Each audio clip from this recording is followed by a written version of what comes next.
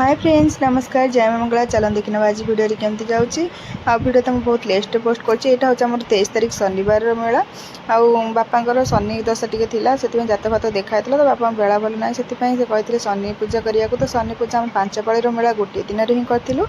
आ बापा बो ये आम सका बसा होता और सन्धार हिं उद्यापन हम ये पूजा आरंभ हो जाता बापा बो बसी संकल्प करते एपटे आम सब दे घरिका आसते दे भाणीजी आम सब बसी ये आम भणजा गोटे शाढ़ी आनी जोटा कि मोर आगु जो शाढ़ी थी पूरा सेम शाढ़ी थी से कहते कि तू एका भाया शाढ़ी आनीचु आम ये बस कथबार्ता चलती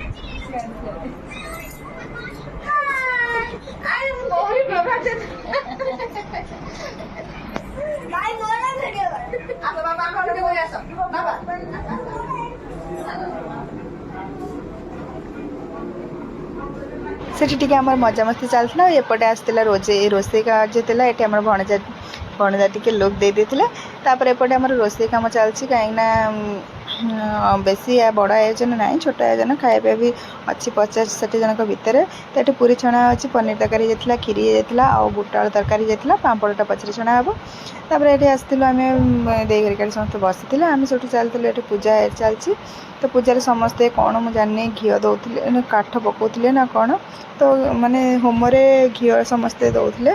ये पूजा समापन होता पूजा सरलापर ये आलती हो जाता आलती बो सब घर सारा आमर बुले देते आलती बहुत भल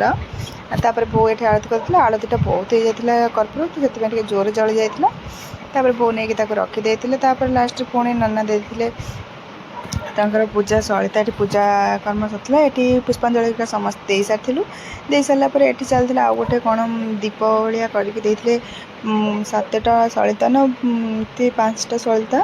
कौन देते मुझे ठीक से देखी तापर सलितार दीप लगा लगा सारापर दे आमर नहीं जाते घर सारा सब कहले घर सारा सबुआड़े बुले देवाक ठाकुर घर आरंभ कर सब घर सारा बुले देवाक दे आमर नहीं कि बुले बर्तमान आमर पूजा समापन हो जाए सब कार्य सरी जाइए ये भोजन आयोजन अच्छी प्रसाद सेवन तो छोट छोट पिला आसवे कि तो प्रसाद पाइबे तापर आमर जहाँ कि जो 50-60 जन तो पार्सल दिखाई घर को वर्षा पाग लगे आमर एत बड़ आकार आयोजन होनी तो से पूजा समापन भिड़